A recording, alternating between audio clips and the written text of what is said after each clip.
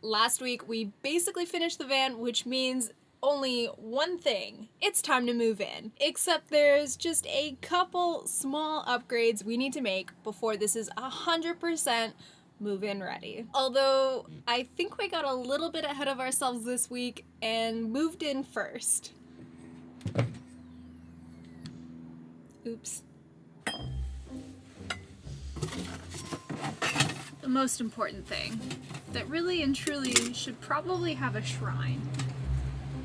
The pour over? The pour over. There's room for a coffee grinder there. Perfect. This is probably your favorite part, isn't it? Yes, I've been waiting for this for months. This is the most important part, protecting our ears. Thanks to IKEA with these wonderful pot protectors that we're going to use in between the plates because they can get really loud and really rattly, as we discovered. Organization is everything. Give it a week though, Richard will blow it all up. It's normally how this works. It's a peaceful coexistence. Really considerate of my feelings. Your thoughts?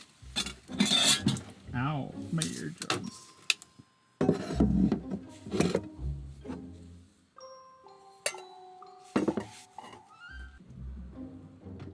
And now we have a garbage bin. Probably the biggest and most important upgrade that we still have left to do this van. It's already done and it's sitting right under the passenger seat. And if you are no stranger to van life, you're probably already well aware of what could possibly go under the passenger seat. A Webasto heater.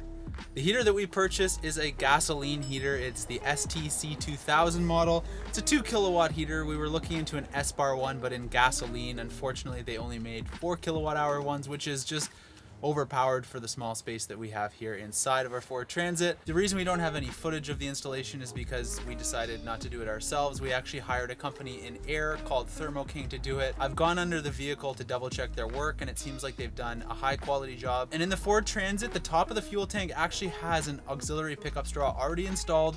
You just have to buy the part to go with it, which I did and gave to Thermo King. Most of the reference for this heater we actually used from a blog called Far Out Ride, which you may or may not be familiar with. I'll leave the link in the description below because all of the information on there was absolutely spot on from our experience. That right there is the Webasto heater. It is vented to the back of our van through this vent here. We have to do a bit of cleanup still. There was certainly a mess left over from the installation. As you can see, all the metal parts on the floor here. We want to get rid of that because that is a potential for rust. I'm also going to be going under the van where they cut the hole and painting the edge of the metal so that we don't get any rust. But yeah, it works great. We've turned it on a couple times already and certainly no problems so far. So we'll see. Hopefully that persists. Another thing that had to be done before we left was getting our cushions covered. So thank you, Master Seamstress Karen, for getting us road ready with these gorgeous cushions in the fabric that you guys saw at the very beginning of this build being used for the tufted wall panel. I'm finally glad to see it on our cushions.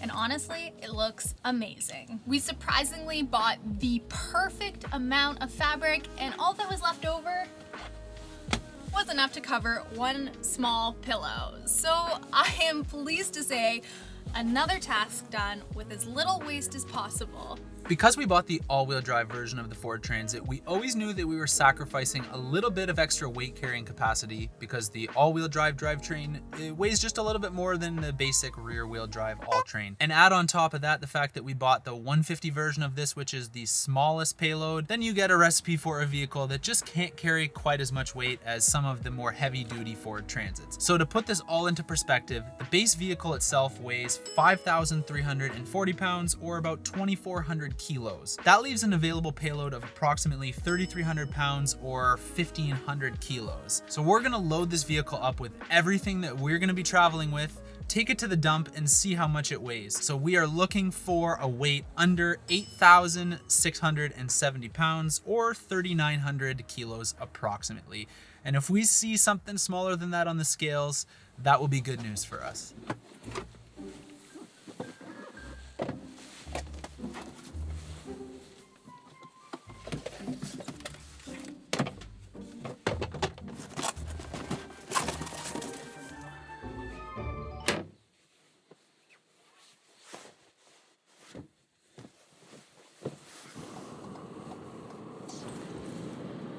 That is exactly what I wanted to see right there. We are like 600 kilos underweight. Woo! We're bringing the cast iron. I didn't expect to be 600 kilos under. That's like 1,300 pounds, and that's with a full tank of gas, and that's with 2 full jugs of water. What news did we get today, Kirsten? Our Home Depot order's ready! Woo!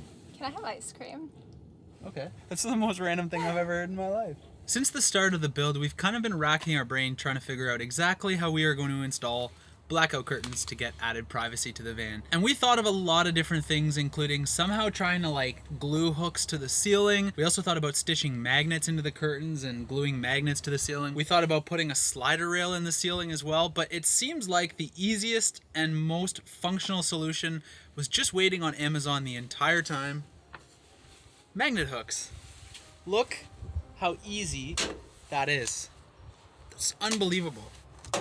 These hooks do not play around, guys. What I don't understand is that this curtain is supposed to be black. According to the package, it's black, but this looks pretty navy blue to me. Black. My jacket is black and the curtain is also black. It does, however, work. Goodbye.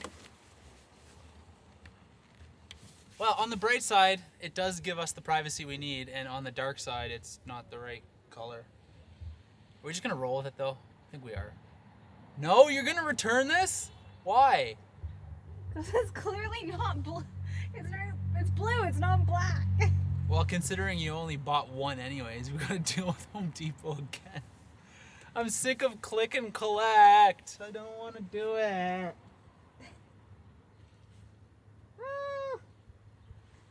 I'm pretty sure this is how the Jetsons envisioned 2021. With plumbing tubes on their head? No, it's a crown. This is my plumbing crown. Okay, we're gonna start by hooking all these pieces together. Luckily, they can go in one chain. This is the accumulator that was sent broken, so we've put it together with a whole bunch of construction adhesive. This is our SureFlow water pump that gets connected in. And then we also have to add on a filter just to make sure no sediment gets into our pump, which would ruin it, and would need a new one in the middle of the bush, which would be impossible. So we are going to go with the safe route by adding in the filter right directly onto the line. Now, you don't really need an accumulator. From my understanding, it helps to regulate the pressure that comes through the faucet to ensure that you don't get too many big air bubbles or gaps because of the varying pressure delivered from your pump. This thing is really heavy. Get some arm curls in here. If we get so unlucky to have a leak, this is a waterproof membrane that we've applied to the outside edges where there's cracks, and we've also drilled some holes that water can escape through if it does happen to start leaking, which are also waterproof membraned. Any of the holes drain directly onto our step, which is beneficial because then it won't impact our floor. Water always takes the path of least resistance, so that's what we've tried to do, is create an easy path for it to escape if something were to go wrong. This is a plug for our hot water line of our faucet because our faucet comes with multiple different outlets to put the water into the faucet. We are not hooking up a hot water system at this time, and honestly, we don't really have plans to because it's just as easy for us to boil water for our consumption. If you're looking for the female version of this, however, it's called a cap. I learned that the hard way when I searched for 2 hours trying to find this piece, because we're at click and collect only again. Oh no, it's not. Nope. Oh. Excuse me, it's below your feet. There it is. Let's try this again. Oh. I'd read about this. The thread on these isn't exactly 3/8. It's somewhere between 1/2 inch and 3/8. And that someone else had the same problem where they couldn't add connectors because the manufacturer had messed up on the sizing. What a treat. Scrap that. That didn't fit. I was warned about this, however, because for some reason, this faucet, the 3/8 that they've done for their tubing isn't a perfect 3/8. So they do provide these 1/2 inch connectors, which are actually accurate, surprisingly. So we're gonna attach the 1/2-inch connectors and we're going to return this 3/8 one in favor of a 1/2-inch one. That sucks. That sucks because we can't return things to Home Depot right now and it takes 2 days to get a part like this. Pog. Pog. This is the plumbing setup we came up with yesterday. It looks all good on the surface, but when we fired it up yesterday, we were getting some air coming into the line through here and here, which means our connections are not quite tight enough. And the reason is, well, we tried to take some creative liberties with our plumbing system and do things that you're not really supposed to do. We used vinyl tubing on a Crimp-X connection, which technically needs the PEX crimp tool to put the special crimps on, and then we used screw to tighten crimps, which is just not the right thing. So instead, we bought some PEX pipe and bought the special PEX pipe connectors, which we know will work. I was just worried about the PEX pipe not being flexible enough. However, it'll hold up way better than the vinyl tubing. So, better decision? Poor decision. Let's do it the right way now. And here's the upgraded setup with the PEX pipe and our shark bite adapters. We even got a little elbow adapter here to make life easier because the PEX pipe, it is flexible, but it's only so flexible. Shall we fire it up? Yeah. Ready? Ready?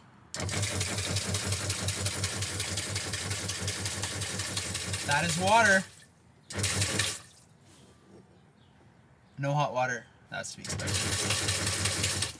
Works perfect. Although I gotta wonder why it's pumping so violently. Sounds like our chest is gonna explode. The only thing left that we're waiting on for our plumbing system is our gray water tank drain, which is a Camco drain adapter specifically for RVs. We're just waiting for that to come in the mail. It was supposed to be here by now, but of course it's not. We're also getting some quick disconnects that we hope will make our lives a little bit easier with disconnecting our freshwater tank every time we have to fill it. So maybe when we finally do the tour, you'll be able to see those too. Next week, we're sharing how much we spent on the van down to the penny.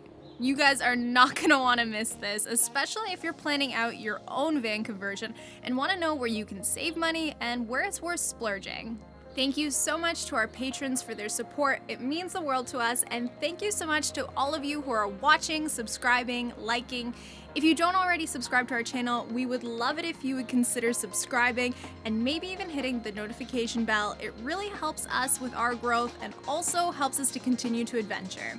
So, thank you guys so much for watching, and in the meantime, we'll see you next week. Bye!